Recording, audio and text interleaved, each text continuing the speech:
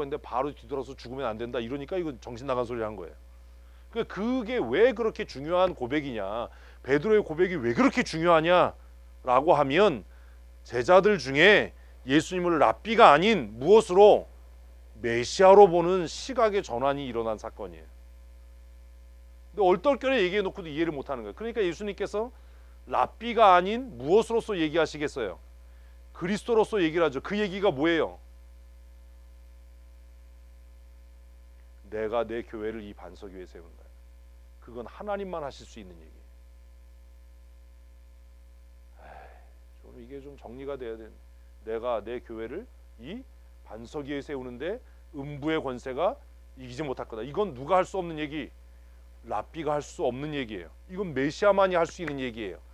그리고 나서 제자들에게 이거 아무에게도 얘기하지 마 라고 얘기를 해요. 왜? 세상 사람들 아직도 예수님을 랍비로 보고 있으니까. 그 복음서가 우리가 생각하는 거하고 많이 다르다. 많이 다르다. 우리는 처음부터 선입견을 갖고 성경을 읽으니까 예수님을 복음서를 읽으면서 하나님의 아들 예수 그리스도 메시아 이렇게 보는데 1세기에 예수님과 동시대에 살았던 사람들은 누구도 그렇게 안 봤다는 거예요. 위대한 랍비, 위대한 스승이 우리에게 나셨다. 이런 거죠. 근데 죽으니까 이제 끝난 거잖아요. 왔어요. 바이크 소리가 왔어. 이제 끝내야 돼. 이제 끝나야 돼. 성태기가 돈 내러 가고 있어요. 헬멧 쓰고 아저씨가 저 방으로 들어갔어요. 저 아저씨가 그래도 예의가 있어서 빨리 들어가네. 난 봤는데 헬멧 쓴가? 복음서가 그냥 우리가 지금 이제 화요일날 하는 공부가 그냥 뭐 성경에 못 써 있어요 이런 수준이 아니었으면 좋겠어요. 저는 어차피 하는 거라면 좀 다른 각도에서 입체적으로 이제 메시아를 이해할 수 있는. 그래서 지난주에 종이 한 장 주고 지금 이걸 하려고 그 워밍업을 한 거예요. 예수님 시대가 어땠나. 그리고 숙제를 낸 거지요. 그 시대의 4개 분파를 조사해봐라. 그래서 오늘 밤에 여러분들에게 말씀드리는 것, 예수님은 메시아이기 전에 위대한 랍비였다. 위대한 랍비. 그리고 그 시대에 누구든지 랍비를 따르고자 하는 사람은 모든 것을 다 포기해야 랍비의 제자가 됐다. 그런데 이 랍비의 룰이 하나 있어요. 요거까지만 하고 이제 끝냅시다. 할 게 너무 많은데 그게 뭐냐 하면 랍비들은 제자들을 많이 두는 게 영광이었어요. 그렇겠지요. 많이 두는 것. 그래서 예수님께서 위대한 랍비로 인정받았던 사건이 뭐냐 하면 세례 요한의 제자들이 예수님께로 와서 예수님의 제자가 된 거예요. 이거 본 기억 없어요? 그러니까 세례 요한이 나는 그분의 신발끈도 풀지 못할 거다. 보라 세상 죄를 지고 가는 하나님의 어린 양이다 라고 얘기할 때 세례 요한의 제자 중에 적지 않은 숫자가 예수님을 따릅니다. 그러니까 제자들 중에 선생님 이거 막아야 되지 않습니까? 이거는 상윤리에 어긋납니다. 상도덕에 동일업종인데 남의 고객을 뺏어가면 졸지 말라고 별소리 다 한다. 뭐 이런 얘기를 한 거예요. 그러니까 세례요한이 뭐라고 그래요? 그의 사업은 번창해야 되고 내 사업은 폐해야 된다. 너무 우리도 막 경건하게 읽으니까 그런 거야. 옆집에 갈비집을 차렸는데 우리 집 단골이 글로 가. 그럼 막 머리끄댕이 잡고 야이씨 너이씨 이래야 되는데 세례 요한은 씨 똑같잖아요. 우리 교회인데 옆에다가 누가 뭐 무슨 교회라고 하고 교회 하나 차려 우리 교회 성도들이 그럼 내가 가만히 있겠어요? 나와 이씨 이래야지만 머리끄러 너희 몇 회야 이씨 뭐 이런 그러지 않겠어요? 근데 세례 요한은 그분은 그 업종은 날로 흥해야 되고 나는 망해야 돼. 이건 뭐지? 그러니까 세례 요한은 어떻게 본 거예요? 나보다 훌륭한 랍비. 내가 왜 이렇게 얘기하냐면 정말 세례 요한이 그를 메시아로 봤다면 우리가 그 얘기 안 했겠죠. 그런 갈등이 있었을 거예요. 그런데 이 시대의 랍비들은 제자들의 숫자가 자신의 능력이었어요. 그럼 120명이나 되는 사람 중에 12명을 택했어요? 그러면 몇 명이 남았어요? 이게 어려워. 108명. 이 사람들이 시기하지 않았을까요? 12명 중에 예수님이 세 사람을 끼고 다녔어요? 몇 명 남았어요? 어우, 9명. 이 9명이 세 사람 시기하지 않았을까요? 근데 성경에 그런 거 안 써 있죠?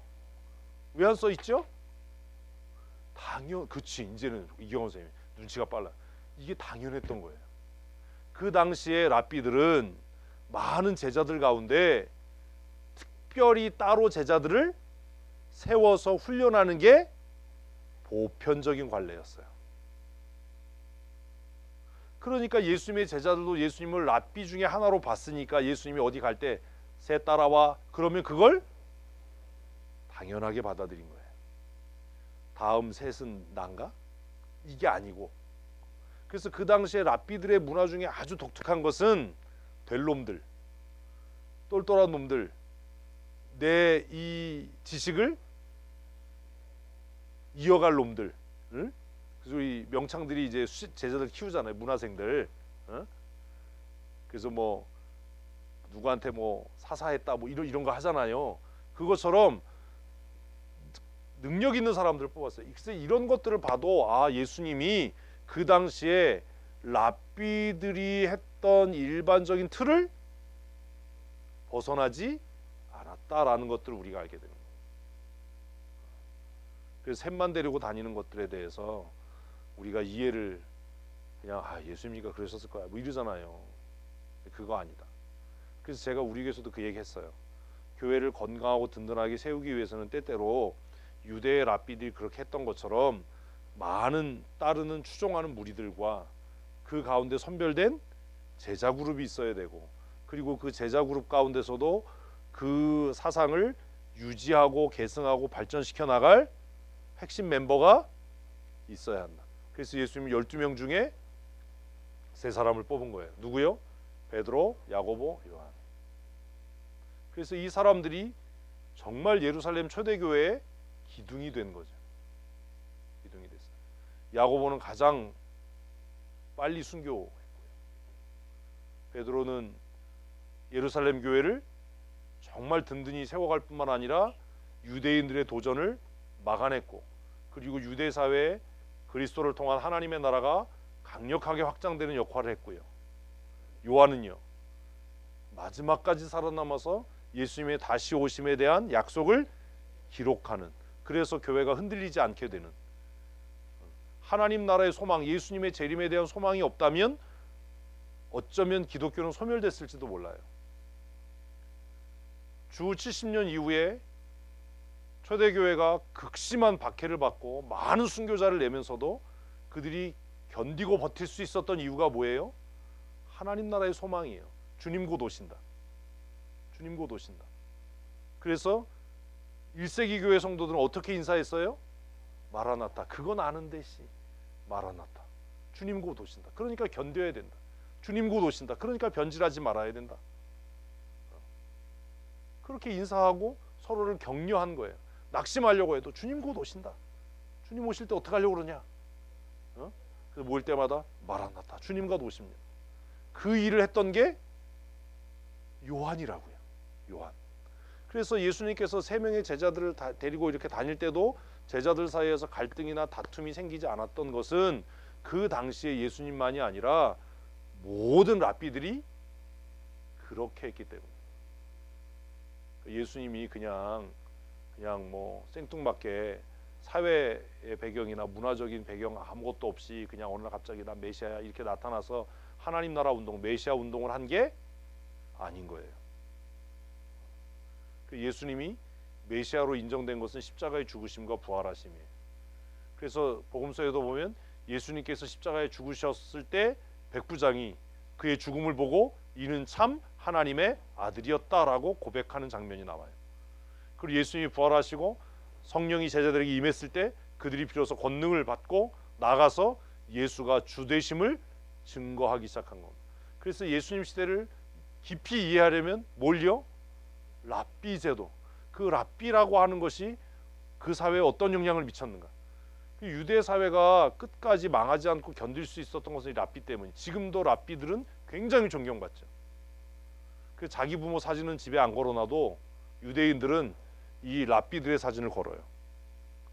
그리고 우리가 아이돌 사진 파는 것처럼, 네, 예루살렘 거리는 못 가봤지만 아이돌 사진 파는 것처럼 지금도 예로부터 유명한 랍비들의 사진을 팔아요.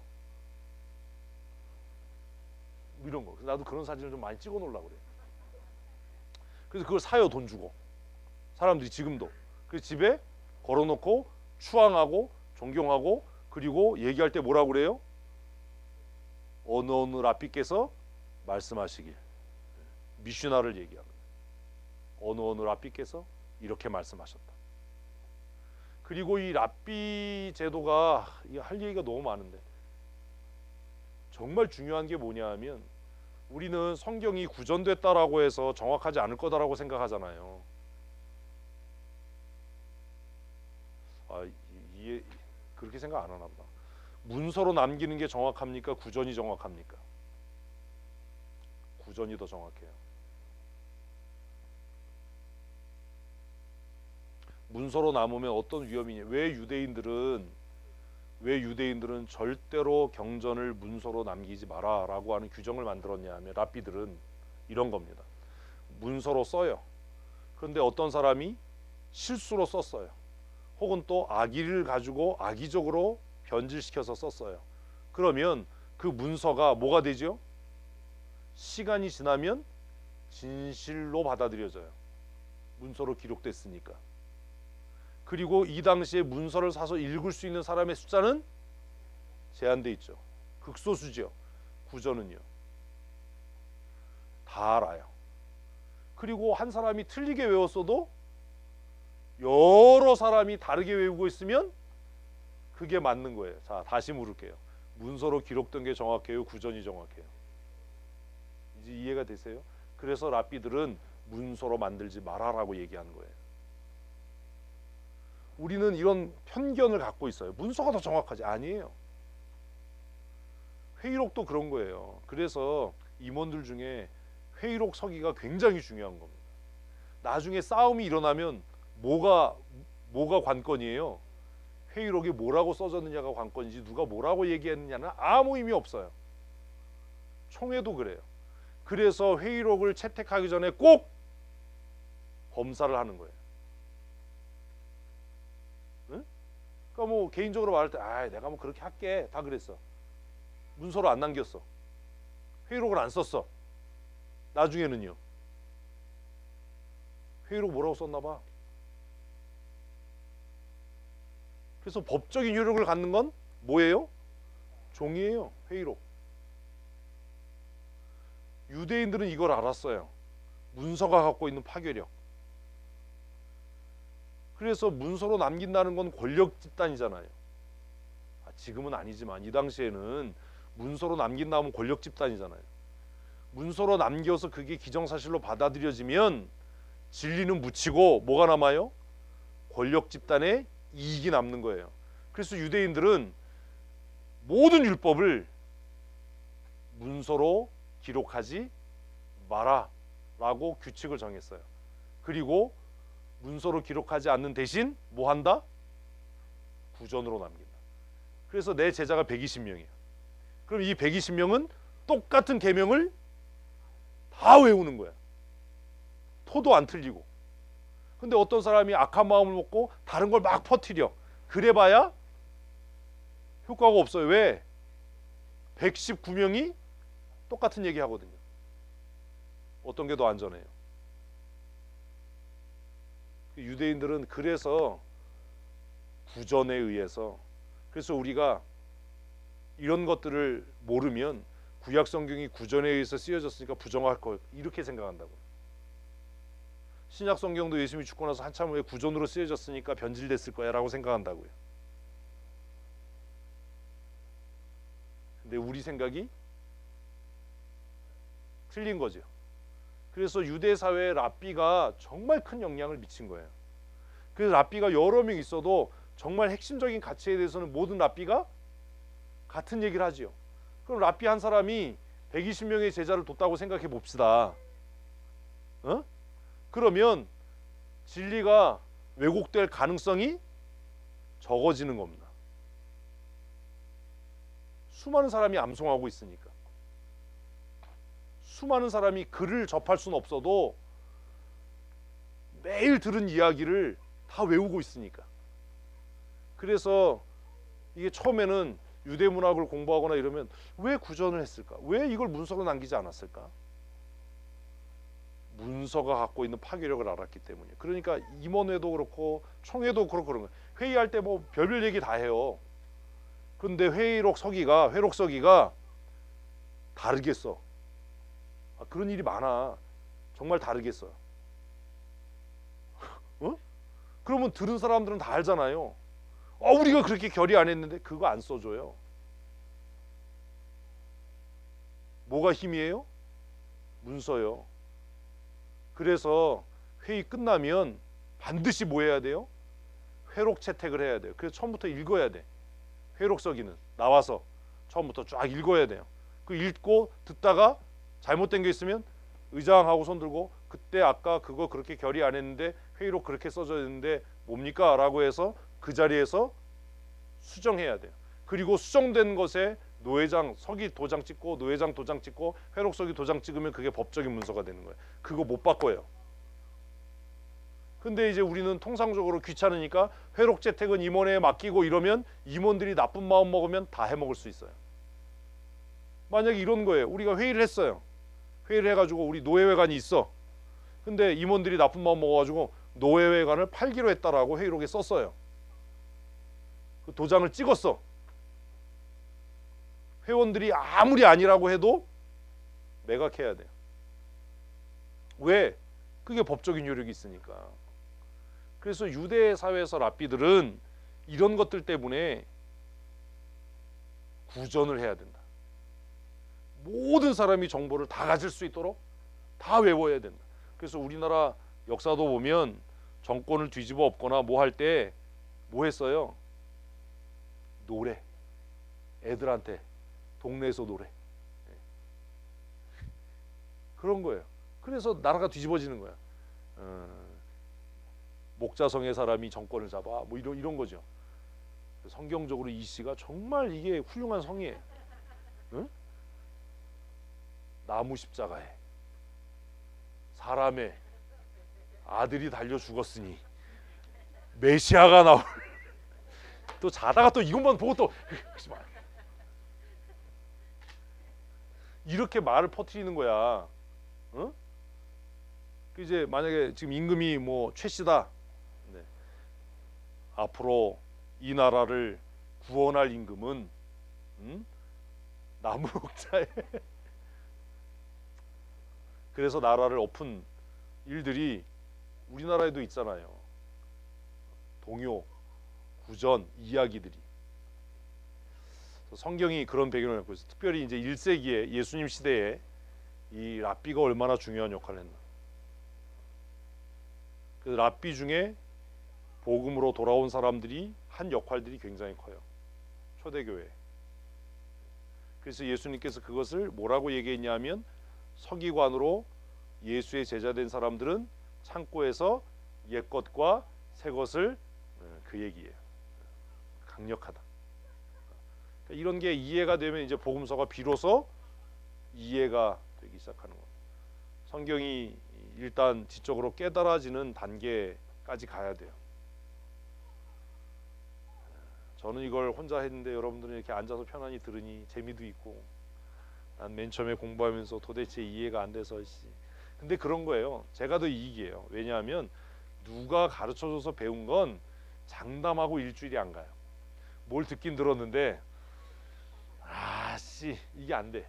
근데 혼자 몇 년을 공부하고 고민해서 독학한 사람들은 제가 이거 공부하는 게 벌써 몇 년이 됐겠어요.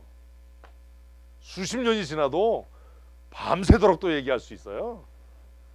그러니 제가 더 이익이죠. 그리고 이렇게 한번 가르치고 나면 오래전에 공부했던 게 다시 기억이 나서 마치 어제 공부한 것처럼 새로워지니 얼마나 감사한 일이에요. 화요일날 숙제 예수님 당시에 그 분파 조사해 오는 것 잘 살펴보시고 사전에 있는 거 그대로 베껴오지 마시고 그게 어떤 영향을 미쳤나. 그래서 예수님이 광야에 나가는 건 에세네파의 영향인 것 같이 보입니다. 그 당시에 에센파가 사회적으로 얼마나 지대한 영향을 미쳤나. 좀 광야에 나가서 좀 밥도 골아봐야 영성이 있어, 뭐 이런 분위기가 있었던 거죠. 그런 부분들 잘 이해하시면 좋을 것 같습니다. 화요일에 우리 여전도 연합회 총회가 온누리교회에서 있습니다. 목요일에는 우리 원주 중부교회에서 플레이 어게인 실무자들 강동노회 노회장 목사님하고 총회 임원들하고 그 총회에서 이 행사를 전체를 총괄하는 목사님하고 연석 회의를 합니다.